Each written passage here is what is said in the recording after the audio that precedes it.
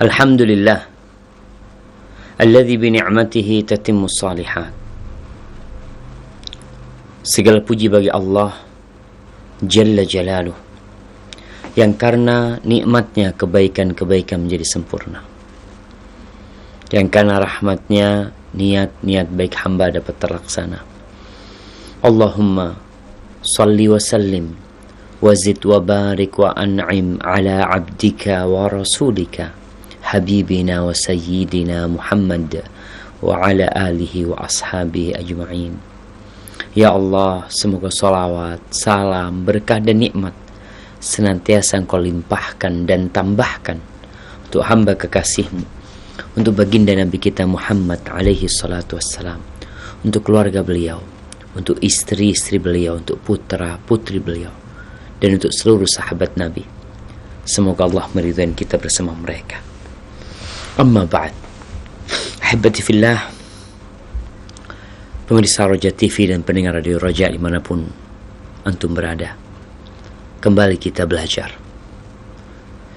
Ya, banyak hal yang tidak kita ketahui. Banyak hal yang kita ketahui ternyata salah tatkala kita terus mendalami.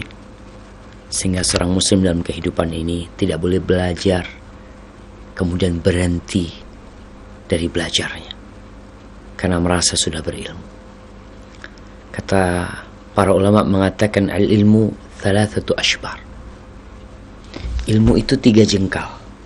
3 jengkal nih. Tuh 2, 3. Man alima shibral awal takabbar. Yang belajar hanya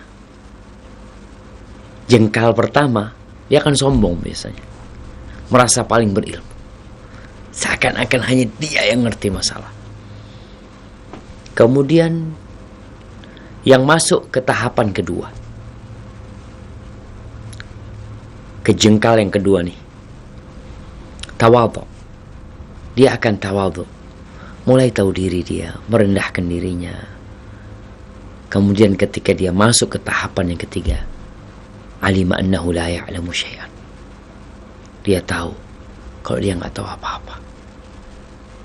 Maka kita hendaklah terus belajar sehingga engkau mengetahui bahwa engkau tidak tahu apa-apa. Allahumma 'allimna ma yanfa'una warzuqna uluman tanfa'una wahdina sawa'as sabil. Taib jamaah rahimakumullah, kita masuk ke bab 273. Babu man da'a fi ghairihi minad du'a. Bab tentang orang yang berdoa di selain doa dia, dari doa-doa yang dia panjatkan.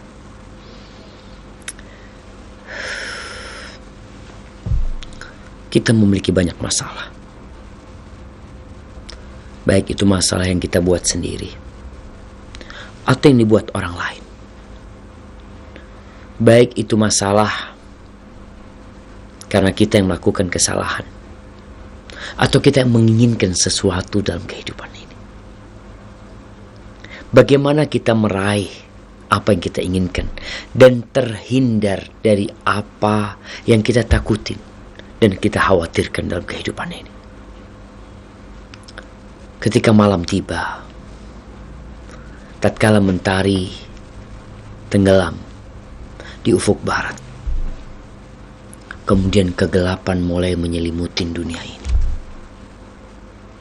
Entah apa yang terjadi di malam itu, kita nggak tahu. Ada manusia-manusia yang dibegal ketika malam hari. Ada yang dicuri rumahnya, ada yang dirampok, ada yang terjebak dalam dosa-dosa besar yang tidak terjadi kecuali tatkala kegelapan menyelimuti. Kita nggak tahu. Ketika di siang hari kita keluar dari rumah kita, meninggalkan rumah menuju tempat kerja kita, kita naik kendaraan kita, wallahi kita nggak tahu apa yang akan menimpa kita. Kadangkala seorang sudah mematuhi aturan yang ada, berhenti di lampu merah. Ketika lampu hijau, dia menjalankan kendaraannya. Tahu-tahu ada yang motong lampu merah dan menabrak dia. maka hendaklah seorang hamba memperbanyak doa kepada Allah Azza wa Jalla, memohon kepadanya, baik dalam mengharapkan manfaat atau untuk menolak bala dan mudarat. Yang kita makhluk yang lemah. Kalau bicara sakit, ya Allah ya, orang itu banyak berangkat ke dokter, apalagi di masa seperti sekarang ini. Dulu orang jarang ke dokter, jarang ke rumah sakit karena biayanya mahal, diobatin sendiri di rumah. Dengan adanya BPJS, akhirnya rumah sakit penuh. Iya, berobat memang diperintahkan, tapi sejatinya kita perlu berobat kepada yang menyembuhkan kita, kepada Allah Azza wa Jalla. Baik itu penyakit hati atau penyakit yang ada di tubuh kita. Ahibati fillah, di sini Al-Imam Bukhari menyebutkan sebuah hadis. Beliau mengatakan, haddatsana Muhammad bin Salam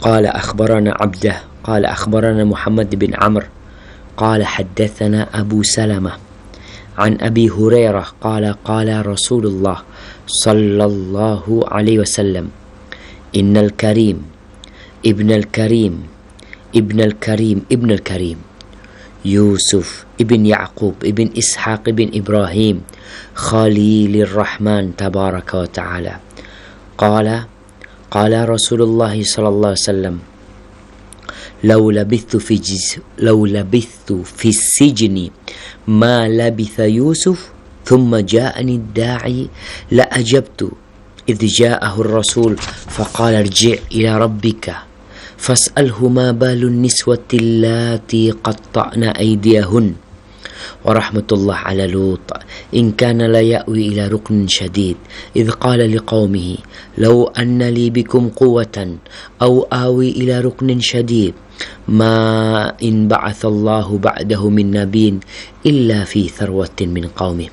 Qala Muhammad, al-tharwa al-kathra wal man'ah. Dari Abu Hurairah radhiyallahu anhu, Rasulullah sallallahu alaihi wasallam bersabda, sesungguhnya seorang yang mulia, putra manusia yang mulia, putra manusia yang mulia, putra manusia yang mulia, Yusuf, putranya Nabi Yaqub, putranya Nabi Ishaq, putranya Nabi Ibrahim Khalil Rahman. Kita tahu Yusuf putranya Nabi Yaqub, Nabi Yaqub putranya Nabi Ishaq, Nabi Ishaq putranya Nabi Ibrahim Khalilur Rahman, kekasih Allah Ar-Rahman tabaraka wa ta'ala. Nabi alaihissalatu wassalam mengatakan, beliau cerita nih doanya, cerita Nabi Yusuf, lalu beliau mempermisalkan dengan dirinya. Beliau mengatakan, lau labithu fis sijn, andai kata aku hidup tinggal di dalam penjara seperti tinggalnya Nabi Yusuf, bid'ah sinin, bertahun-tahun Nabi Yusuf di penjara. Thumma ja'ani da'i, kemudian datang kepada aku orang yang memanggilku untuk mengajakku keluar dari penjara tersebut, aku pasti akan menjawabnya. Artinya Nabi Muhammad SAW hendak menceritakan bagaimana sabarnya Nabi Yusuf alaihissalam. Nabi Yusuf alaihissalam ketika dipanggil oleh penyeru untuk keluar dari penjara, untuk menghadap kepada raja dan penguasa, Nabi Yusuf nggak mau. Kenapa? Padahal udah bertahun-tahun beliau dalam penjara. Beliau ingin nama baiknya dibersihkan terlebih dahulu. Cerita sumbang, cerita hoax tentang dirinya. Dia ingin semua orang tahu bahwasanya dia tidak seperti yang dituduhkan oleh orang-orang tersebut. Maka tatkala utusan raja datang menyuruh dia keluar dari penjara, dipanggil sama raja, apa kata Nabi Yusuf alaihissalam, diceritakan di surat Yusuf ayat 50. Apa katanya? Irji ila rabbik, baliklah engkau kepada rajamu. Balik ke sana. Fas'alhu ma balun niswati allati qatta'na aydiyahun. Kembali engkau ke sana. Tanyakan kepada dia kondisi perempuan-perempuan yang memotong-motong tangan mereka, yang akhirnya menyebabkan Nabi Yusuf di penjara. Tanyakan. Dia tidak menceritakan tentang ibu asuhnya yang mengasuh Nabi Yusuf alaihissalam. Dia menghargai untuk perempuan. Iyalah, siapa yang tidak terjebak dalam kesalahan? Tapi dia tidak menyebutkan wanita tersebut. Dia sebutkan tentang wanita-wanita yang memotong-motong tangan mereka. Tanyakan dulu, bagaimana kejadian yang sebenarnya? Itu Nabi Yusuf gak mau keluar dari penjara padahal udah bertahun-tahun. Kalau Nabi kita Muhammad alaihissalam, beliau udah langsung keluar beliau. Nanti untuk urusan pembersihan nama baik ya tinggal diurusin. Kan setelah keluar akan lebih mudah ngurusinnya. Tapi Nabi Muhammad alaihissalam menceritakan tentang bagaimana sabarnya Nabi Yusuf alaihissalam. Kemudian Nabi kita Muhammad alaihissalam mengatakan warahmatullah ala Lut, dan semoga rahmat Allah diberikan buat Nabi Lut alaihissalam. In kana la ya'wi ila ruknin syadid. Dia benar-benar ketika itu bersandar, bernaung kepada kekuatan yang maha dahsyat sebenarnya. Idh qala liqaumihi, ketika beliau berkata kepada kaumnya itu datang menuju ke rumahnya Nabi Lut alaihissalam. Di dalam rumahnya Nabi Lut ada pemuda-pemuda tampan, ada laki-laki tampan yang ada di sana. Karena di rumah ada pengkhianat nih, istrinya yang kata Allah fakhanatahuma, mengkhianati suaminya. Dia berikan informasi kepada para gay LGBT nih, kaumnya Nabi Lut alaihissalam. Diinformasikan kalau ada ya laki-laki yang bening-bening, yang gagah, ya tampan, na'udzubillah min dzalik. Laki-laki suka sama laki-laki. Nggak kebayang. Tapi itu terjadi ketika rusak fitrah seseorang. Sampai ada yang menikah, kepingin punya anak laki-laki sama laki-laki, kemudian sewa rahim.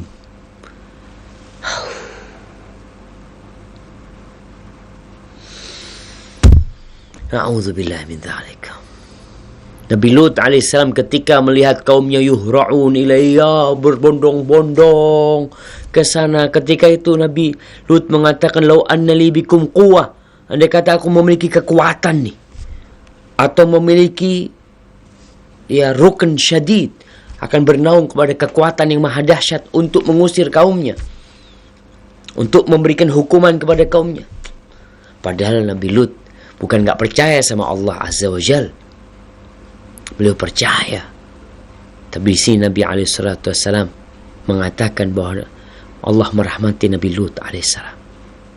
Maka setelah itu, ma in ba'athallahu ba'dahu min nabiyyin, tidaklah Allah mengutus seorang nabi setelah Nabi Lut alaihissalam illa fi tharwatin min qaumi, kecuali nabi itu dalam penjagaan kaumnya, memiliki qabilah yang menyelamatkan dia, yang melindungi dan membelanya setelah itu. Karena benar-benar beliau dalam kondisi terpojokkan pada waktu itu. Beliau malu sama tamu-tamunya ya, menghadapi kaumnya yang na'udzubillah, yang sudah rusak fitrahnya, yang tidak memiliki syahwat kepada wanita, malah syahwatnya kepada laki-laki. Na'udzubillah min dzalik. Nah, ini doa dalam doa, yakni doa Nabi alaihissalam, menceritakan doanya Nabi, bagaimana Nabi Yusuf alaihissalam dan bagaimana Nabi Lut alaihissalam. Jamaah rahimakumullah. Kemudian kita masuk ke bab yang selanjutnya. Babun an-nakhila minad du'a. An-nakhila minad du'a artinya disebutkan al-khalis, yaitu doa yang ikhlas, doa yang tulus, doa di mana seorang hamba menampakkan, menunjukkan kepada Allah kehinaan dia, kelemahan dia, ketidakmampuan dia, bahwa dia nggak mampu untuk menghadapi masalah-masalahnya kecuali dengan pertolongan Allah Azza wa Jal.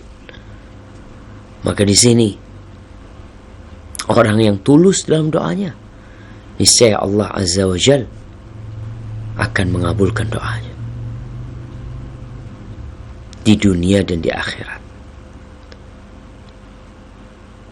Tapi ada orang-orang yang berdoa, dia percaya dan tidak percaya, ragu bahwa doanya akan dikabulkan, maka tidak akan dikabulkan doa. Adapun orang yang ikhlas dalam permohonannya, dan kita tahu doa huwal ibadah, doa adalah ibadah yang sebenarnya. Sejatinya ketika seorang berdoa, dia memohon kepada Allah Azza wa Jal.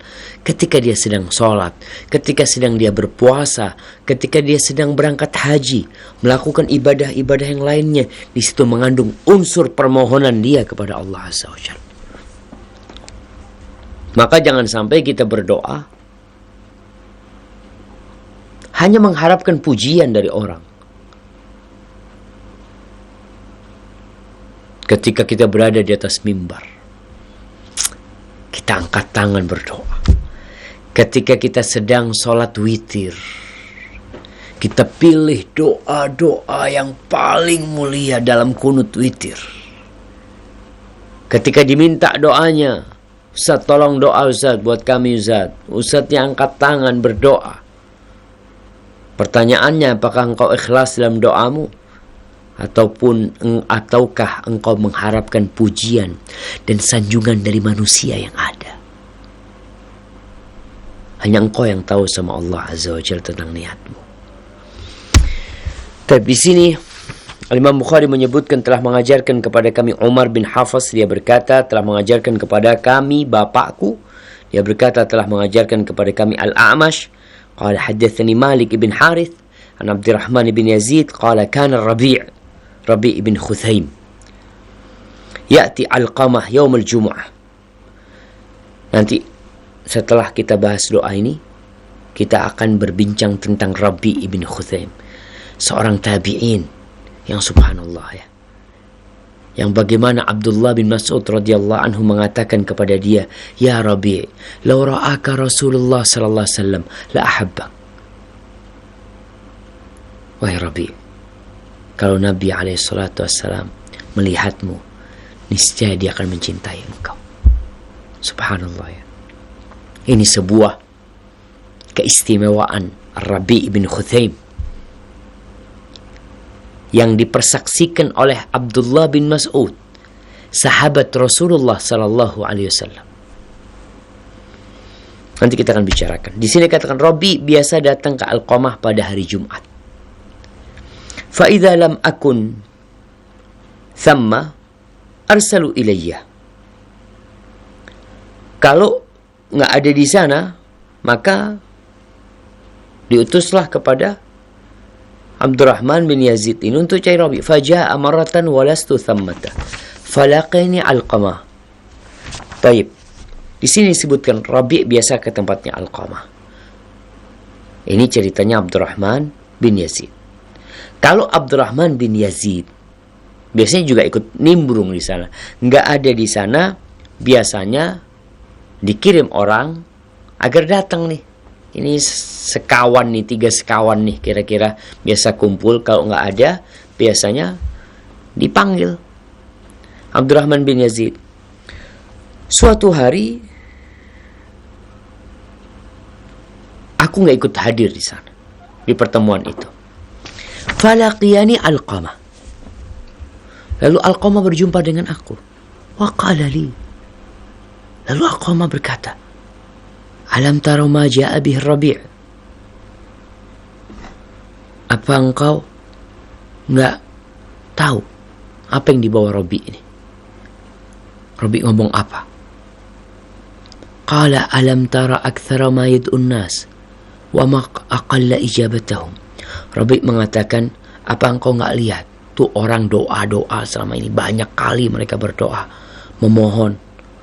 Mungkin ada permohonan-permohonan yang dilakukan bersama seperti pada hari Jumat, pada sholat istisqa, ya. Kemudian pada petaka-petaka yang terjadi dianjurkan qunut nazilah. Di sini Rabi mengatakan, kau nggak lihat tuh orang-orang pada banyak berdoa, tapi dikit kali dikabulkan sama Allah Azza wa Jal. Wadzalika, engkau tahu kenapa? Wadzalika anna Allah Azza wa Jal la yaqbalu illa an-nakhilata min ad-du'a.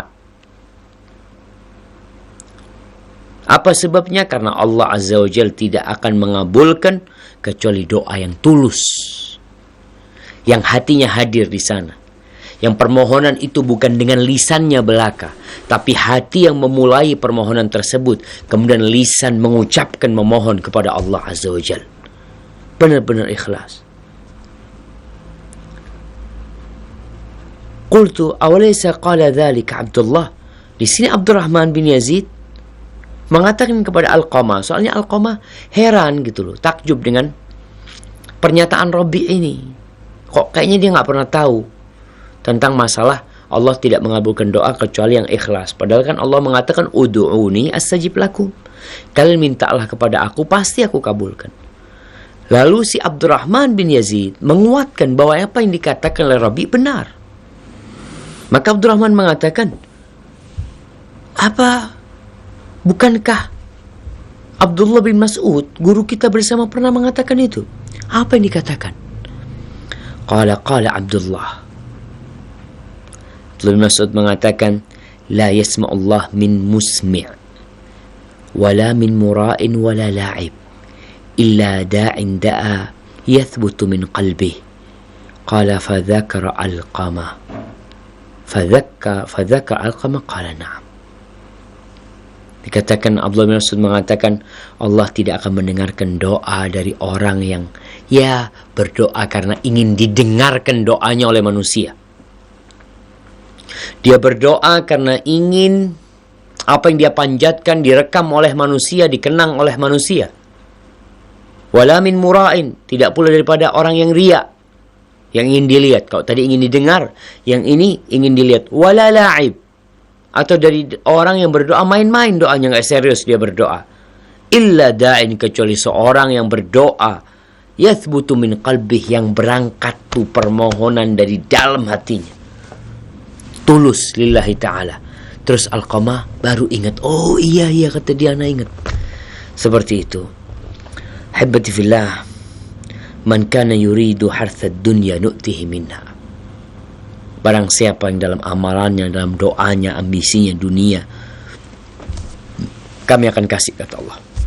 Wa ma lahu fil akhirati min khalaq, dan di akhirat nggak dapat apa-apa. Kenapa? Karena dia nggak tulus dalam doanya. Dia menginginkan kenikmatan dunia. Baik, barakallahu fikum. Ana mau cerita sekarang tentang Rabi bin Khuthaim. Yang tadi katanya Abdullah bin Mas'ud, kalau Nabi SAW melihatmu, niscaya Nabi akan mencintaimu. Taib, Rabi bin Khuthaim Ibn A'id al-Imam al-Qudwah al-Abid, subhanallah, yang katanya Al-Dhabi mengatakan beliau adalah al-Imam, seorang imam, al-Qudwah, panutan, yang ahli ibadah.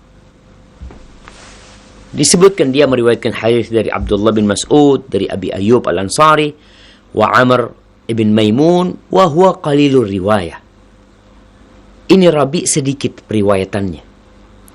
Illa annahu kabirus sya'n. Akan tetapi dia seorang yang kedudukannya besar sekali, walaupun riwayatnya sedikit. Wa kana yu'addu min uqala'ir rijal. Dia dianggap sebagai termasuk dari golongan lelaki-lelaki yang berakal. Di sini kata Abi Ubaidah ibn Abdullah bin Mas'ud, cerita anaknya Abdullah bin Mas'ud. Cerita anaknya Abdullah bin Mas'ud tentang ayahnya dengan Rabi. Katanya, kana Rabi ibn Khuthaim idza dakhala ala ibn Mas'ud. Biasanya Rabi bin Khuthaim kalau masuk bertamu atau menyumpai Abdullah bin Mas'ud, itu nggak boleh ada orang masuk. Izin apa nggak diterima. Tunggu di luar.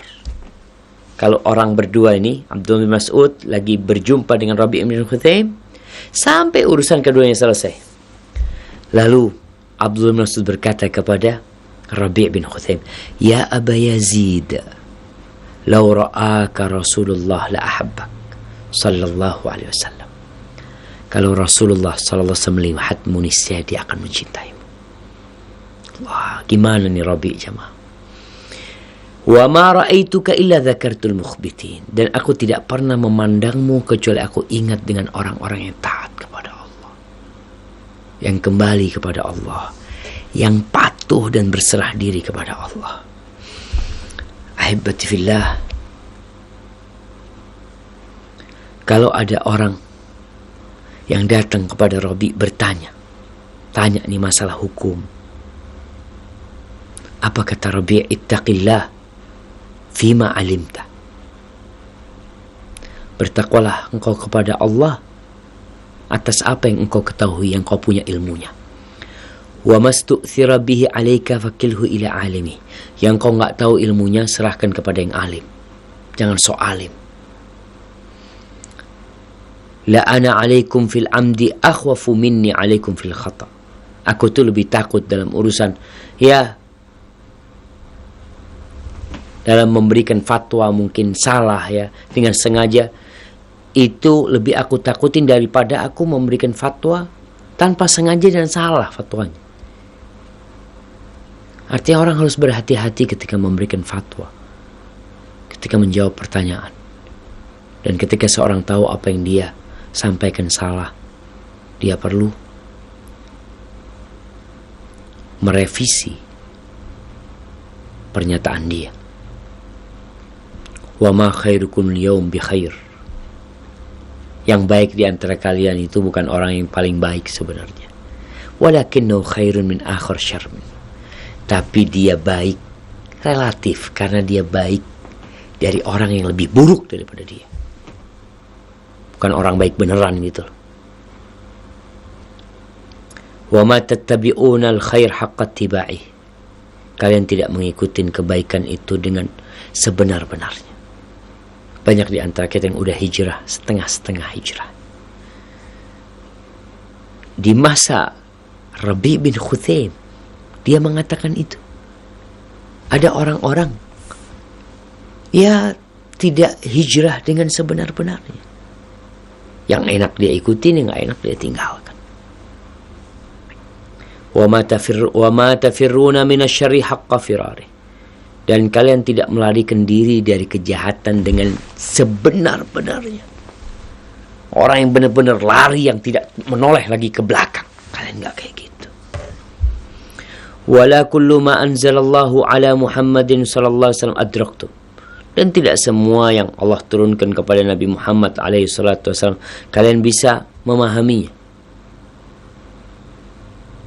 Wala kullu ma taqra'una tadruna mahu. Tidak semua yang kalian baca kalian juga faham dan mengerti tentang apa yang kalian baca. Thumma yaqul as-sarair as-sarair. Lalu Rabi mengatakan, hati-hati dengan rahasia-rahasia kalian. Perbuatan-perbuatan yang kalian sembunyikan. Allah tuh maha tahu dengan yang nyata dan yang tersembunyi. Yukhfaina minan nas. Disembunyikan oleh orang tuh rahasia dia, dosa-dosa dia dari manusia. Orang gak tahu. Wahunna biwadin wahunna lillahi biwadin. Dan itu di hadapan Allah jelas-jelas, gak ada yang tersembunyi. Iltamisu dawa'ahunna. Kalian harus cari itu obat penawar dari dosa-dosa yang kalian sembunyikan. Wa ma dawa'ahunna illa ayyatub thumma la ya'ud. Obat penawarnya adalah dengan bertobat dan tidak kembali mengulangi. Itu obatnya. Kita punya rahasia dosa yang kita lakukan. Mungkin istri kita nggak tahu, anak kita nggak tahu, tetangga kita nggak tahu, tapi Allah tahu. Maka hati-hati. Kata Allah Azza wa Jal, yauma tublas sarair.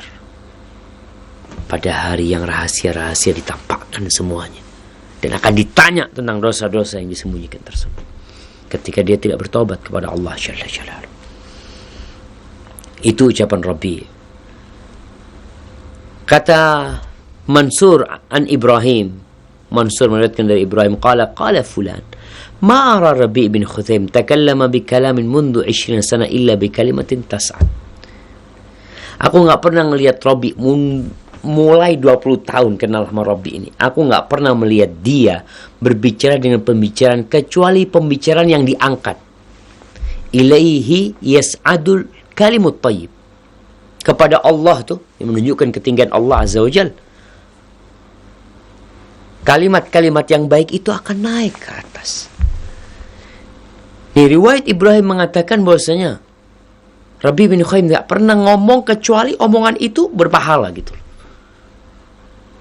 Kita kadang-kala bicara, komentar sini, komentar sana, nggak manfaat. Bahkan yang ada dosa. Makanya kenapa Abdullah bin Mas'ud cinta sama Rabi bin Khuthaim. Sebagian meriwayatkan sahibtu Rabi 20 aman ma sami'tu minhu kalimatan tu'ab. 20 tahun aku berteman dengan Rabi, nggak pernah aku dengar satu kalimat yang tercela dari dia. Nggak pernah.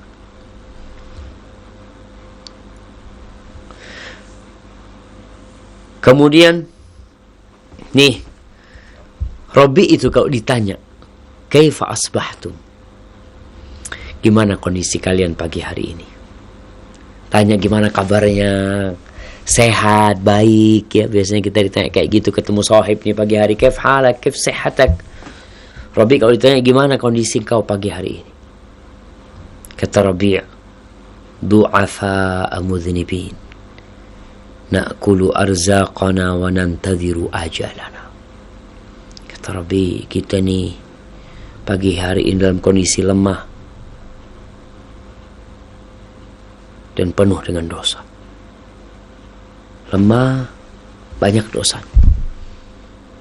Lemah, nggak punya apa-apa, kasih sedikit penyakit, teriak-teriak, cari tabib sana, tabib sini, cari rumah sakit sana, pindah dari satu rumah sakit ke rumah sakit yang selanjutnya. Rabi mengatakan, du'afa, kita tuh lemah, melakukan dosa lagi. Kita makan rizki kita gunakan fasilitas dari Allah Azza wa Jal, wa nantadhiru ajalana, dan kita sedang menanti ajal kita. Lemah, penuh dosa, makan rizki, nunggu ajal. Apa yang seharusnya dilakukan oleh orang yang seperti ini? Bersiap diri. Tapi kita sering terlena, merasa sehat. Biasanya orang kalau sakit-sakitan tuh mulai takut, dia takut mati dia. Apalagi kalau udah divonis sama dokter nih penyakitnya nggak bakal sembuh, mungkin tinggal 3 bulan lagi, semakin giat beribadah. Padahal sejatinya kita semua lemah, banyak dosa. Kita makan rizki kita tiap hari. Semakin sedikit rizki kita, waktu kita semakin sempit karena ajal sedang menanti kita. Nah, nih bagaimana Rabi' menjaga keikhlasan dia dalam beribadah. Dikatakan Ansariya lirrabi' Ansuriyatin lirrabi'. Ini tentang istrinya Rabi', bukan istrinya Rabi', dari budak yang dimiliki Rabi', budak perempuan yang dimiliki Rabi'. Annahu kana yadkhul alaihi ad-dakhil. Biasanya kalau ada orang masuk menjumpai Rabi', ya, masuk ke rumahnya, dan Rabi' ini sedang baca Quran pakai mushaf, ya. Ketika ada orang masuk, di pangkuannya ada mushaf, dia langsung tutupin mushaf itu. Mungkin pakai surbannya dia tutupin. Artinya dia nggak ingin dilihat orang sedang membaca Al-Quranul Karim. Karena yang tidak ikhlas lillahi ta'ala nggak akan diterima sama Allah Azza wa Jalla. Sedangkan beramal kalau nampak dan dilihat, di situ ada potensi untuk riya. Kenapa? Karena orang akan ngomong, Masya Allah, kau baca Quran sampai surat mana ya? Tapi ketika orang nggak tahu, selesai, nggak ada yang tanya. Hanya antara dia sama Allah Azza wa Jalla dan orang rumahnya yang tahu.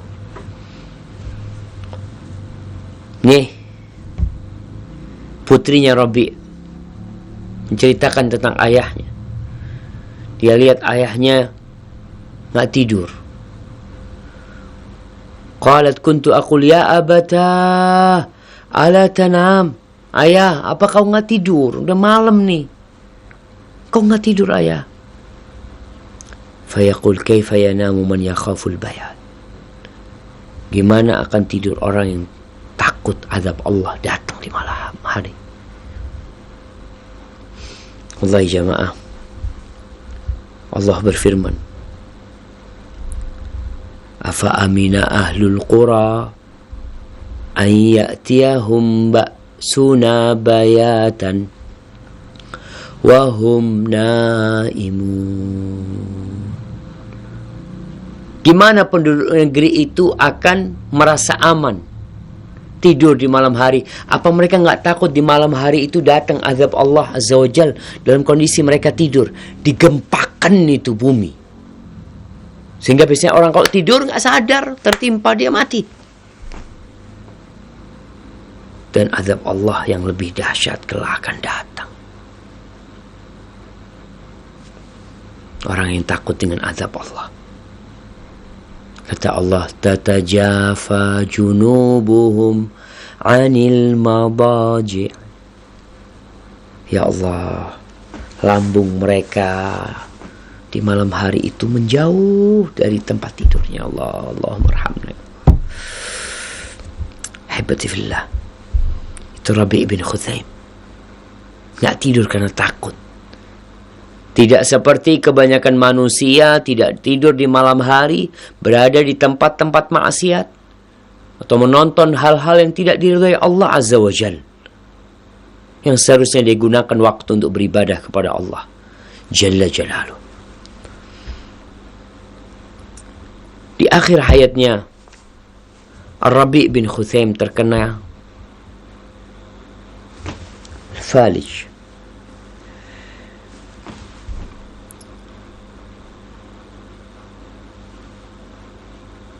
Kok jadi lupa penyakit itu jemaah.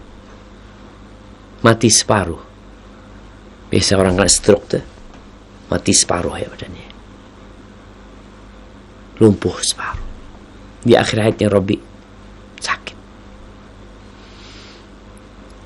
Ketika dia dengar hayya 'alas shalah, dia dibawa ke masjid, dibopong ke masjid. Sampai ada yang mengatakan kepada dia, qad rukhisa laka, engkau itu udah ada rukhsah, dispensasi buat engkau yang sakit sholat di rumah. Qala inni asma'u hayya 'alas shalah, aku dengar dipanggil hayya 'alas shalah, ayo sholat. Diajak ke masjid untuk berjamaah di masjid. Fa in istata'tum an ta'tuha walau habban. Kalau kalian bisa datengin tuh walaupun merangkak jamaah. Tuh sakit, lumpuh ke masjid. Kita sehat. Bisa lari. Bisa main voli, bisa main bola, main futsal. Kemana-mana kita sampai. Ke masjid nggak nyampe-nyampe. Masjid nggak jauh dari rumahnya. Nggak pernah nyampe. Apa penyebabnya? Sakit. Bukan tubuhnya yang sakit. Hatinya yang sakit. Ini Rabi' bin Khuthaim. Lumpuh. Dulu nggak ada kursi roda. Sekarang bisa pakai kursi roda yang sakit. Dulu dibopong masjid. Maka buat teman-teman yang sehat, malulah kita. Dipanggil hayya 'alas shalah, hayya 'alal falah. Sholat kejayaan, kesuksesan. Berangkat di rumah Allah tuh. Tempat segala keindahan. Itu tempat yang paling dicintai Allah di muka bumi ini.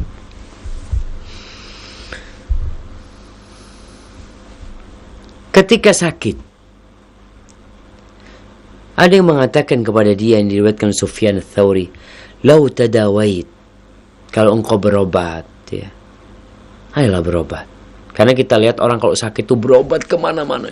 Udah berobat ke sini, berobat ke sana, dikasih tahu ada dokter, ada tabib, ada pengobatan alternatif, ada ini, ada itu. Berangkat dia keliling, akhirnya ke rumahnya lagi. Ya, kita dianjurkan untuk berobat. Ini Rabi ketika disuruh berobat, "Dzakartu 'adan wa Thamud wa ashab ar-ras wa qurunan baina dzalika katsira." Aku mengingat kaumnya 'Ad, kaumnya Nabi Hud alaihissalam, kaumnya Thamud, kaumnya Nabi Saleh, ashabur ras, mungkin kaumnya Nabi Syuaib, dan generasi-generasi antara itu yang banyak. Kanat fihim auja', kanat lahum atibba. Di tempat mereka itu ada penyakit-penyakit, dan di sana juga ada dokter-dokter. Fama baqiyal mudawi wal mudawa illa waqad fani. Tidak ada yang sakit kecuali mereka habis, hilang, sirna, fana. Dokter yang ngobatin juga mati, selesai semua, berakhir dengan kematian. Rabi memilih sudahlah, daripada capek-capek, mungkin dia lihat kondisinya memang berat, ya dia tetap berusaha untuk memohon kepada Allah SWT. Tapi dia terima kondisi. Berobat ya fadl yang mau berobat, tapi tetap engkau harus yakin yang bisa menyembuhkan itu hanya Allah SWT. Baik, ini Asy-Sya'bi cerita, muridnya Rabi'. Ma jalasa Rabi' fi majlisin mundu ittazara bi izarin fit tariq. Rabi' bin Khuthaim, sejak dia itu balik, sejak dia bisa pakai sarung, dia tuh nggak pernah duduk-duduk di pinggir jalan. Nongkrong di pinggir jalan tuh nggak pernah. Kita lihat orang-orang nongkrong pinggir jalan, nongkrong di alun-alun, nongkrong di mall, nongkrong di kafe, di mana. Nih Rabi sejak dia pakai sarung nggak pernah dia nongkrong di pinggir jalan. Kenapa? Dia berkata, "Akhafu an ara amran." Aku takut melihat perkara yang mungkar, lalu aku tidak mengingkarinya. Padahal kita tahu hak jalan, di antara hak jalan adalah amrun bil ma'ruf wa nahyun 'anil munkar. Memerintahkan kepada kebaikan, mencegah perbuatan mungkar. Rabi mengatakan, aku takut, aku melihat sesuatu yang mungkar, kemudian aku tidak membuat perubahan. Dosa aku nantinya. Ini buat orang-orang yang suka nongkrong pinggir jalan. Ketika melihat kemungkaran, kemaksiatan, kau diperintahkan untuk beramar ma'ruf dan bernahi mungkar. Karena engkau melihat. Man ra'a minkum munkar, yang melihat kemungkaran rubah dengan tangannya. Gak mampu dengan lisannya, gak mampu dengan hati. Akhafu an la arudda salam. Aku juga takut gak jawab salam. Karena kalau melamun ada orang salam gak dijawab, dosa nantinya. Karena menjawab salam jadi wajib. Takut nih Rabi nanti kalau nongkrong pinggir jalan gak jawab salam. Yang ketiga, apa yang dia takutkan? Akhafu an la aghmi wa basari. Aku takut tidak bisa menahan pandanganku, tidak bisa menundukkan pandanganku. Itu Rabi ini ya pada tahun awal Hijriyah ya. Dia seperti itu ya. Abad awal Hijriyah. Gimana dengan masa kita sekarang ketika kemaksiatan di mana-mana? Kemana kita memandang, kita nggak duduk-duduk di jalan aja bisa ngelihat maksiatan begitu banyak. Gimana kalau nongkrong?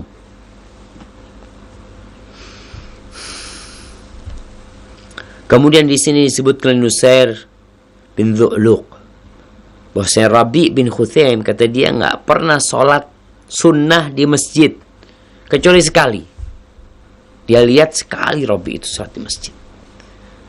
Kenapa? Karena termasuk mengamalkan hadis Nabi alaihi salatu wasalam. Khairu salatir rajuli fi baitihi illa al-maktubah. Sebaik-baiknya salat seorang lelaki itu di rumahnya kecuali salat wajib. Di sini Rabi' bin Khuthaim nggak salat sunnah di masjid. Di rumah dia salatnya. Kecuali ada kondisi tertentu yang membuat dia harus salat di masjid. Karena nggak bisa pulang umpamanya. Ada acara. Tapi kalau nggak ada acara, beliau sholat di rumah. Dan kita usahakan sholat di rumah. Kenapa? Karena lebih ikhlas. Selain menerangi rumah kita, membiasakan keluarga kita sholat sunnah juga, melihat ayat sholat sunnah. Seperti itu Rabi' bin Khuthaim. Kemudian Rabi' ini ya tiap tahun dapat santunan biasanya. Kalau dia dapat ata'ahu, yang memang dia tunjangan sosial lah, yang dia ambil, maka ketika dia dapat, dia ambil yang dia butuh, sisanya dia bagikan. Umpamanya bulanan, anggap kita butuh 5 juta per bulan, dapat duit 10 juta, ya udah 5 juta diambil, yang 5 juta bagikan. Seperti Rabi' bin Khuthaim rahimahullahu ta'ala. Suatu hari Rabi' bin Khuthaim ini beli kuda. Harganya 30.000 untuk berjihad jalan Allah SWT. Faghaza 'alaiha. Kemudian dia berperang naik kuda tersebut. Dia bukan cuma ahli ibadah. Dia bukan hanya guru yang mengajarkan ilmu, tapi beliau adalah seorang mujahid fi sabilillah. Kemudian setelah perang, dia kirim pembantunya untuk cari rumput. Wa qama yusalli wa rabata farasahu. Dia ikat kudanya terus dia sholat. Nggak berapa lama datang pembantunya atau budaknya. Dia tanya, Rabi', mana kudamu? Kata dia, qala suriqat ya Yasar. Dicuri Yasar. Kudaku dicuri, kata dia. Kalau anta tanzur ilaiha. Kudamu dicuri dan engkau ngelihat kudamu dicuri. Qala na'am. Iya. Ini kuntu unaji Rabbi Azza wa Jal. Aku tadi sedang bermunajat kepada Allah Azza wa Jal. Falam yashghalni an munajati Rabbi syai'. Maka aku tidak tersibukkan kecuali dengan munajat sama Allah. Gak ada urusan sama itu kuda. Dia sedang sibuk bermunajat sama Allah Azza wa Jal, sehingga tidak terpikirkan itu kudanya. Lalu Rabi' berdoa, Allahumma innahu saraqani walam akun li asriqahu. Ya Allah, dia mencuri dari aku dan aku gak mungkin akan mencuri dari dia. Enggak lah. Allahumma in kana ghaniyan fahdi. Ya Allah, kalau yang mencuri itu orang kaya, berikan hidayah kepada dia ya Allah. Wa in kana faqiran fa'aghnihi. Kalau dia orang yang fakir, cukupkan hidupnya dia ya Allah. Cukupkan supaya dia mencuri. Dia baca doa ini 3 kali. Ini disebutkan dalam kitab Az-Zuhud karya Imam Ahmad bin Hanbal. Haibati fillah, kalau di zaman kita ada orang yang ya sepatunya dicuri, sandalnya dicuri di masjid, wah, dia akan teriak-teriak kayak apa nih, kuda harganya 30.000. Iya, 30.000 dirham. Allahu Akbar. Itu dicuri. Dan dia doakan kebaikan, semoga dapat hidayah tuh orang tuh. Dan kemudian jamaah, pernah Rabi' pada suatu malam salat. Kemudian dia membaca firman Allah di surat Al-Jathiyah ayat 21. Artinya dia baca surat Al-Jathiyah. Ketika sampai ayat 21, dia membaca, Am hasibal ladzina ijtarahu sayyiati an naj'alahum kalladzina amanu wa 'amilus salihat sawa'am mahyahum wa mamatuhum sa'a ma yahkumun. Malam hari itu tuh Rabi baca ayat itu sampai subuh. Nggak bisa dia ngelewatin ayat itu, melanjutkan ayat itu nggak bisa. Dia menangis keras. Ingat surat Al-Jathiyah ayat 21. Lihat artinya apa, agar kita jadi faham. Jangan ada ayat-ayat dalam Al-Quranul Karim yang menggugah hati kita untuk kita bertakwa kepada Allah Subhanahu Wa Taala. Karena Rabbi ini disebutkan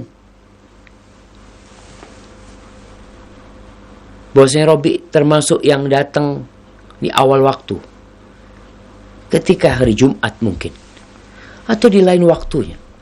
Maka dia biasa ya kalau masuk masjid sholat tahiyatul masjid, atau ketika nunggu khatib Jumat dianjurkan sholat sunnah, memperbanyak, tapi bukan sunnah rawatib yang memang dikerjakan. Karena Rabi biasanya sholatnya di rumah, rawatibnya ya. Disebutkan karena Rabi ibn Khuthaim idza sajad, Rabi ibn Khuthaim kalau sujud itu seperti baju yang dihamparkan, yang dilemparkan. Fataji'ul asafir fataqa alaihi, burung itu sampai datang naik di atasnya dari lamanya dia bersujud. Pernah suatu malam dia sholat dan dia nggak tidur, jangan.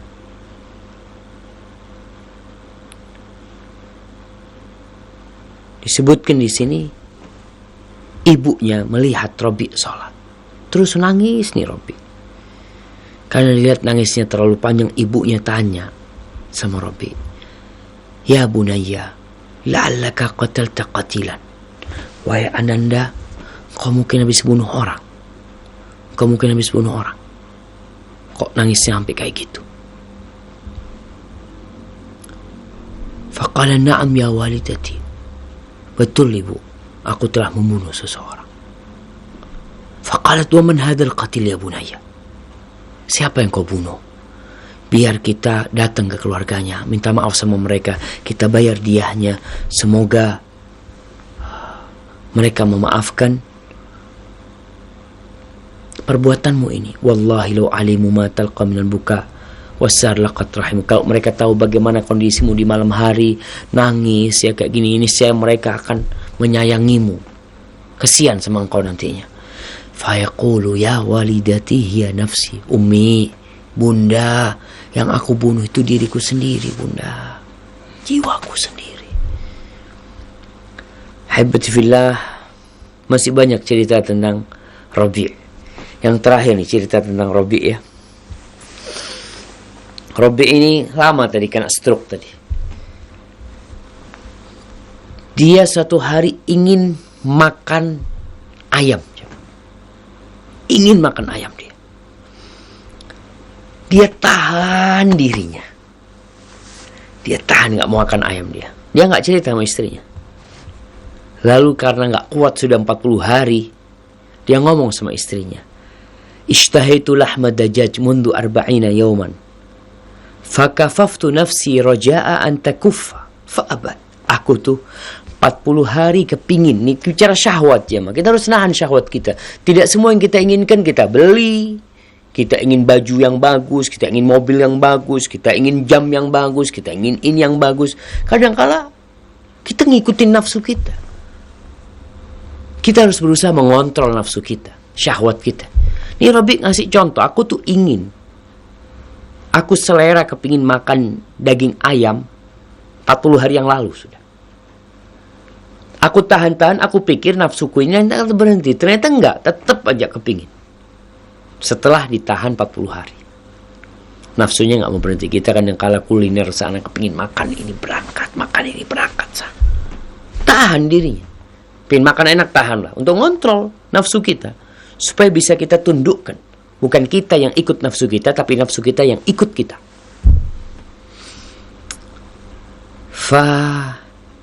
Qalat lahum ratu subhanallah, istrinya sampai ngomong subhanallah, kata istrinya, wa ayy syai' hadha hatta takuffa nafsaka anhu qad ahallahu laka. Kenapa engkau sampai nahan dirimu? Kan halal buat engkau makan ayam tuh, kata dia. Akhirnya istrinya kirim pembantu beli ayam. Beli ayam nih 1 dirham wadani qain. 1 dirham dan 2 sen mungkin ya. Terus dipotong, dibakar, bikinkan roti, udah enak kasih bumbu, kemudian ditaruh di namanya nampan ya, ditaruh di depannya. Rabi' bin Khuthaim taruh depannya. Sudah, Rabi' kepingin makan nih, zaman dia pas mau makan, tahu-tahu ada di pintu dia yang ngetuk pintu mengatakan, "Tasaddaqu alayya barakallahu fikum." Sedekah buat kami, semoga Allah memberkahi kalian. Baru mau makan nih Rabi'. Ada orang yang minta-minta di sana. Gak jadi makan. Terus kata Rabi', udah ambil ini, bungkus, kasihkan orang yang minta-minta. Subhanallah, kata istrinya, engkau 40 hari nih kepingin makan. Kata Rabi' marah sama istrinya, if'ali ma'amuruki, udah yang aku suruh kerjakan sudah. Qalat, fa'ana asna ma huwa khairun lahu. Gimana kalau aku bikinkan sesuatu yang lebih baik buat dia?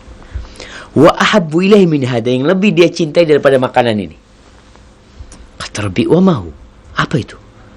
Qalat nu'tihi thamana hada wa ta'kul anta syahwatak. Kita kasih dia uang untuk masak ini, untuk bikin makanan ini, dan engkau salurkan syahwatmu, makan udah. Qal ahsanti itini bithamani, kata Rabi'. Iya, bagus, kata Rabi'. Sama mana? Anunya, duitnya. Faja'at bi thamani dajjaj wal khubus wal asbagh. Dibawa nih uang untuk rotinya, untuk bumbunya, untuk ayamnya, sudah semuanya untuk biaya itu sudah dibawa nih uangnya.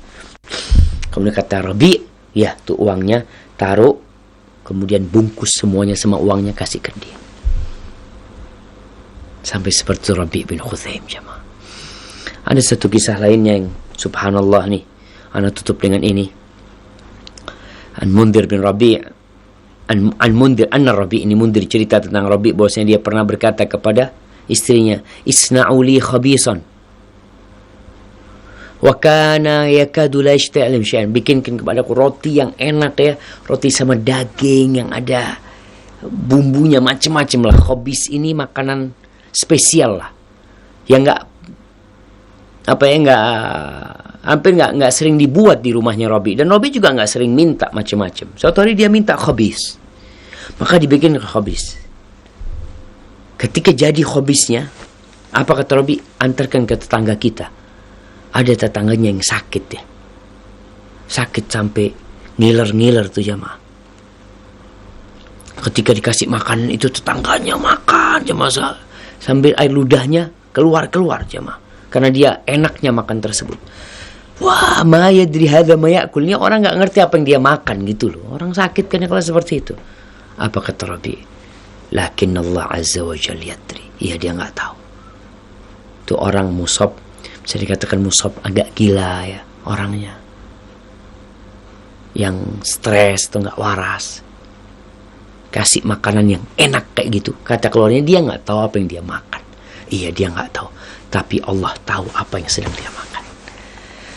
Hadza wallahu a'lam bishawab. Itulah cerita tentang Rabi' bin Khuthaim rahimahullahu taala, seorang tabi'in, muridnya Abdullah bin Mas'ud radhiyallahu anhu. Insyaallah kita lanjutkan pada perjumpaan yang akan datang berkaitan dengan bab selanjutnya.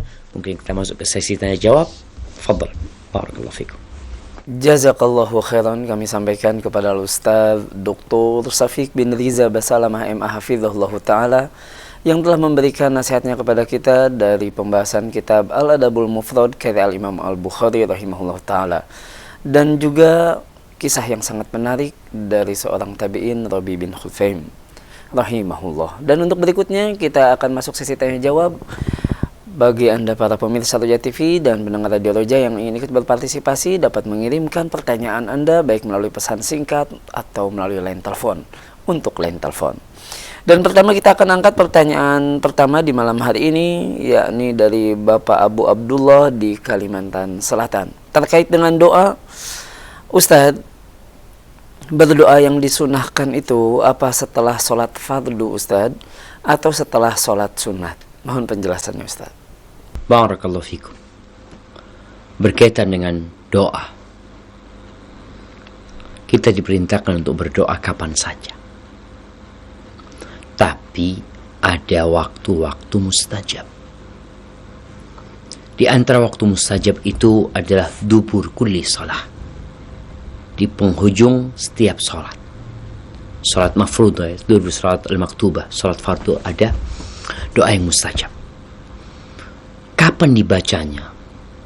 Bicara di penghujung salat ini terjadi khilaf di antara para ulama. Yang pertama, ada yang mengatakan bahwasanya doa itu dipanjatkan sebelum salam, di penghujung salat sebelum salam. Karena memang Nabi SAW menyuruh memilih doa-doa yang mulia, doa-doa yang baik sebelum salam. Dan Nabi SAW setelah membaca salawat buat Nabi SAW, kemudian beliau berdoa. Di antara doa beliau adalah Allahumma inni a'udzubika min adzabil qabr wa min adzabi jahannam wa min fitnatil mahya wal mamat wa min syarri fitnatil masiihid dajjal. Bagaimana dengan setelah salam? Setelah salam dianjurkan untuk berzikir, beristighfar, baca Allahumma antas salam, kemudian baca la ilaha illallah wahdahu la syarikalah, kemudian baca subhanallah, alhamdulillah, wa la ilaha illallah, Allahu akbar, kemudian membaca ayat kursi, baca qul huwallahu ahad, qul a'udzu bil falaq, qul rabbin nas, setelah salat fardu ya. Setelah baca itu semuanya, kalau engkau ada permohonan silahkan diminta, nggak masalah. Engkau berdoa ketika itu. Tapi setelah sholat langsung itu, yang dianjurkan adalah berzikir, sebagaimana yang dilakukan oleh Rasulullah Sallallahu Alaihi Wasallam. Adapun doa setelah sholat sunnah, jadi memang ada doa khusus setelah sholat sunnah. Yang pertama doa setelah sholat witir, yang thabit an Nabi SAW ya. Subhanal Malikil Quddus, Subhanal Malikil Quddus ya, 3 kali. Kemudian doa setelah sholat duha, Nabi SAW beristighfar ya. Nanti kita akan bahas hadisnya itu dalam kitab Al-Adabul Mufrad ini insyaAllah. Seperti itu. Jadi ketika mau doa fadl, kapan aja diperbolehkan orang itu kalau ingin ada permohonan, dia memohon kepada Allah Azza wa Jal. Tapi di waktu-waktu yang mustajab hendaklah kita lebih memperhatikannya. Barakallahu fikum. Jazakallahu khairan Ustaz atas penjelasannya. Semoga menjadi jelas bagi penanya dan pendengar dimanapun Anda berada. Untuk berikutnya kita coba angkat penanya melalui line telepon. Dan kami ingatkan untuk mengecilkan terlebih dahulu televisi atau radionya. Silahkan. Assalamualaikum Ustaz. Waalaikumsalam warahmatullahi wabarakatuh. Dari siapa di mana Bapak? Dengan hamba Allah di Bekasi Ustaz. Silahkan Bapak. Mau tanya Ustaz, bagaimana hukumnya kita membantu saudara atau kerabat, tapi kita mendapatkan itu seperti sisa SHU atau kalau kita sebut itu uang jasa, karena kita menabung ada uang jasa. Itu apakah diperbolehkan atau hanya untuk hal-hal yang contoh untuk bangun jalan segala macam? Mohon masukannya. Assalamualaikum warahmatullahi wabarakatuh. Waalaikumsalam warahmatullahi wabarakatuh. Tafadhol Ustaz. Nah, Anda baru cari tahu SHU ini sisa hasil usaha. Sisa hasil usaha. Baik, tergantung usahanya. Kalau SHU ini usahanya riba, pinjam meminjam dengan sistem riba, maka itu adalah riba. Hasilnya itu riba. Apa yang harus kita lakukan dengan uang riba ini? Maka kita berlepas diri dari uang tersebut. Kita berlepas diri dari uang tersebut dengan cara memberikannya kepada yang membutuhkan, bukan dengan niat sedekah, tapi niatnya memang melepas uang tersebut karena kita takut dosa. Kepada siapa? Apakah hanya untuk maslahat umum atau boleh diberikan kepada fakir miskin yang memerlukan?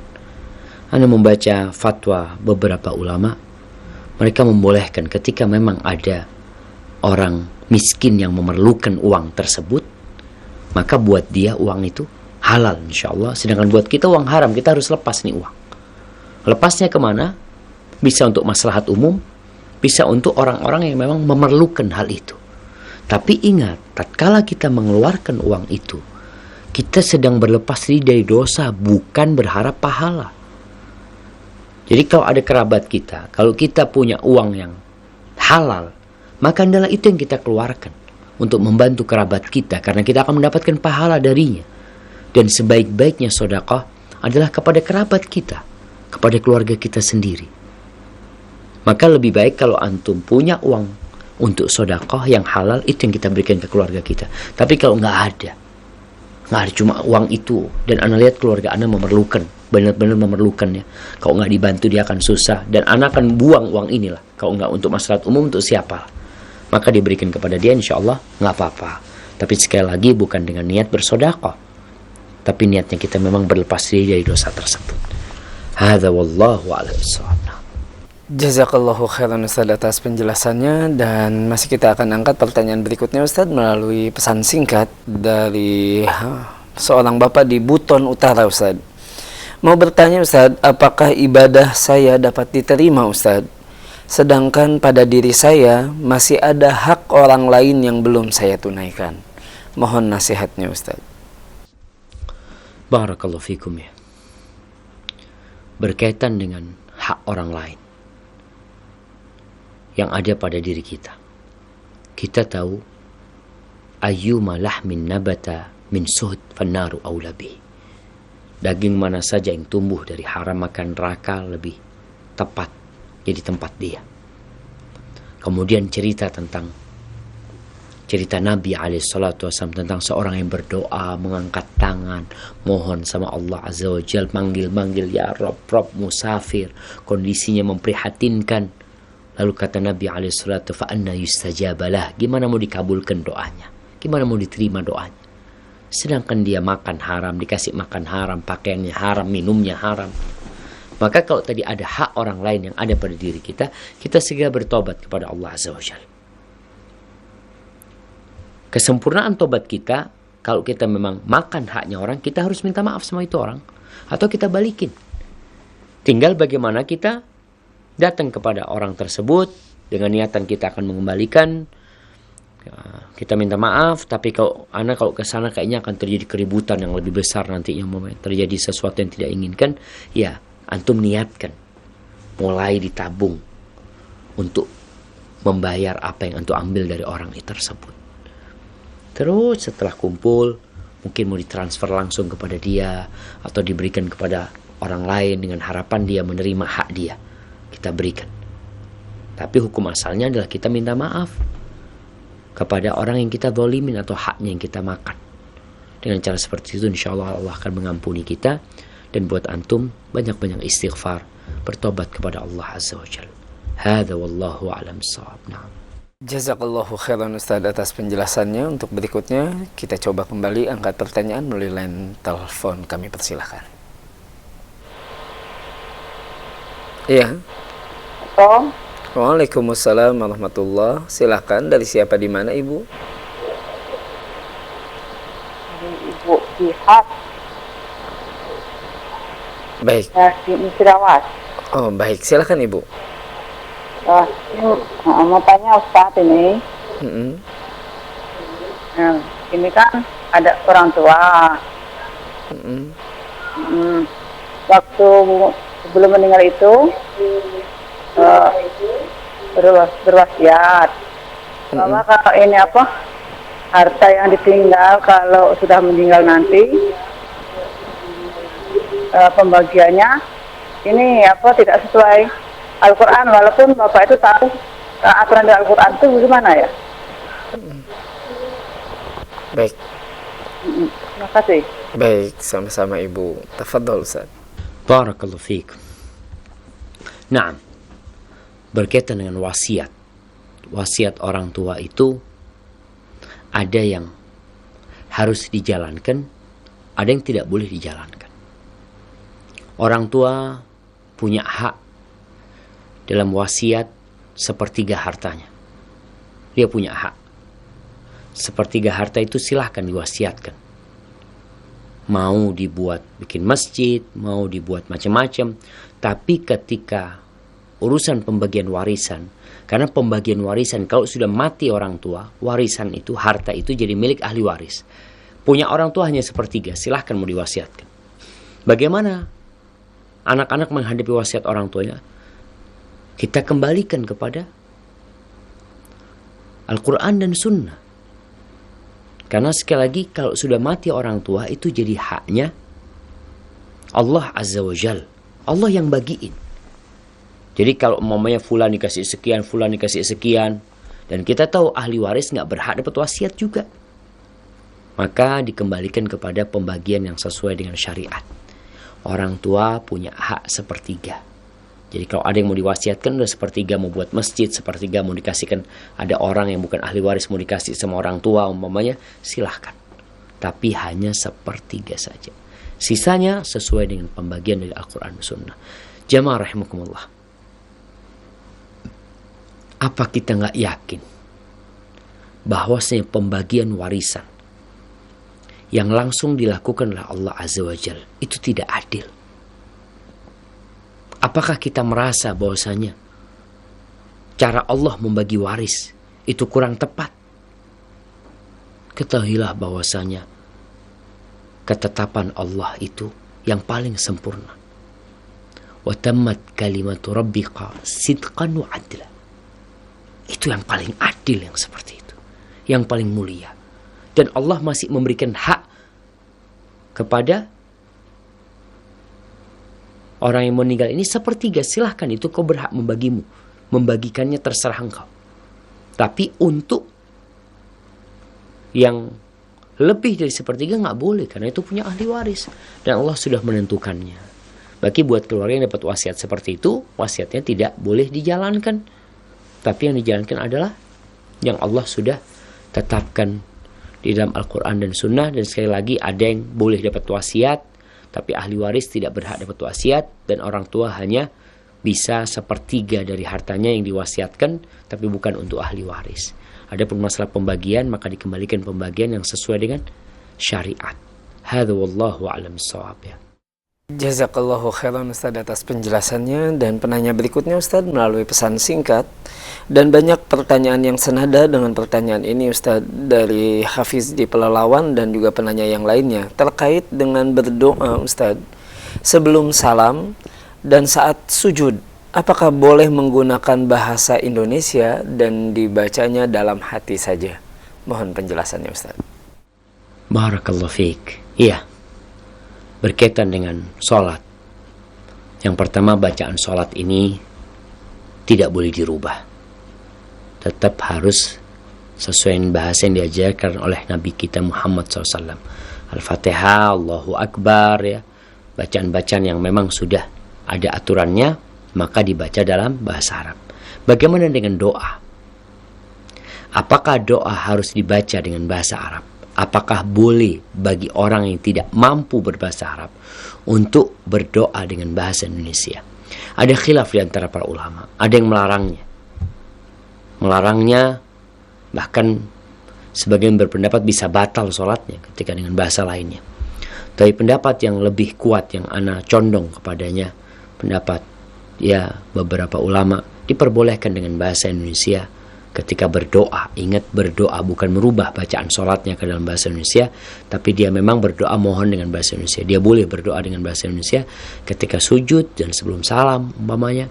Bukan dalam hati, tapi dia ucapkan dengan lisan dia. Bukan dalam hati, karena kalau masih dalam hati, itu masih sesuatu yang terbetik dalam hati. Ketika diucapkan baru jadi permohonan. Makanya Allah mengatakan, wa idza sa'alaka 'ibadi 'anni fa inni qarib ujibu da'watad da'i idza da'ani. Aku mengabulkan doa orang yang minta kepadaku. Ad-du'a huwa nida, itu panggilan doa itu. Maka disebutkan yang namanya doa itu dalam bahasa imalatu syai'i ilaika bisautin yasduru minka, yaitu membuat sesuatu itu condong kepadamu dengan suara yang ada pada dirimu. Itu baru disebut doa. Maka ketika sesuatu terbetik dalam hati, ya semua punya Kita pun lagi duduk-duduk gini, ada sesuatu keinginan diri kita. Maka adalah keinginan itu dipanjatkan, dimohonkan kepada Allah Azza wa Jal dengan suara yang ada, artinya dengan lisan kita. Seperti itu. Wallahu a'lam bishawab. Tapi memang tadi yang sampaikan ada perbedaan pendapat di antara para ulama. Hadza wallahu a'lam bishawab. Nah. Baik, jazakallahu khairan Ustaz atas penjelasannya, dan penanya berikutnya kami persilahkan melalui line telepon. Kami persilahkan. Assalamualaikum Ustaz. Waalaikumsalam warahmatullahi wabarakatuh. Dari siapa, di mana Ibu? Ini saya dari hamba Allah di Batam. Baik, silakan Ibu. Ini saya mau menanyakan, kalau seandainya ini kakak saya punya anak masih remaja dan dia pengen menitipkan anak di sekolah di rumah saya. Cuman menitipkan bukannya tetap orang tuanya tetap membiayain, cuma dia menitipkan tetap tinggal di rumah saya. Cuma suami saya kurang setuju dia tinggal di rumah saya karena takut, karena kan itu karena ponakan saya perempuan, takut biar biar jangan ada apa itu Ustaz. Jadi kalau seandainya saya menolak itu ke kakak saya, itu saya berdosa atau tidak Ustaz? Karena dulu saya tuh disekolahkan oleh kakak saya waktu saya dari SD sampai tamat tuh saya disekolahkan kakak saya. Saya takutnya nanti dibilang tidak tahu terima kasih atau gimana. Jadi saya berdosa tidak ya Ustaz kalau menolak gitu. Baik. Ya, terima kasih Ustaz. Assalamualaikum. Waalaikumsalam warahmatullahi wabarakatuh. Tafadhol Ustaz. Nah, barakallahu fiik ya. Berkaitan dengan pertanyaan tadi, ya mau dititipin keponakan ya, ceritanya mau dititipin keponakan ke rumahnya, tapi ini keponakannya istri, bukan keponakannya suami. Dan kita tahu seorang wanita ketika sudah menikah, dia ikut suaminya, dia ikut aturan suaminya, dia ikut arahan suaminya. Selama perintah suaminya tidak bertentangan dengan perintah Allah, maka sang istri harus taat. Tinggal sekarang bagaimana menyampaikan. Kalau tadi sang suami menolak ya, karena takut fitnah, karena anak perempuan, nanti takut ada apa-apa ya. Maka ini sebenarnya alasan yang sesuai dengan syariat. Tinggal bagaimana menyampaikan kepada kakak. Dan kalau bicara tadi anti dirawat, dibesarkan, disekolahkan oleh kakak anti, insya Allah kakak anti ikhlas berharap pahala dari Allah Azza wa Jal, bukan karena ingin balas budi dari anti, hanya dia mungkin karena perlu ya, maka dia minta tolong sama anti. Maka tinggal disampaikan bahwasanya kondisinya seperti ini, mohon maaf ya.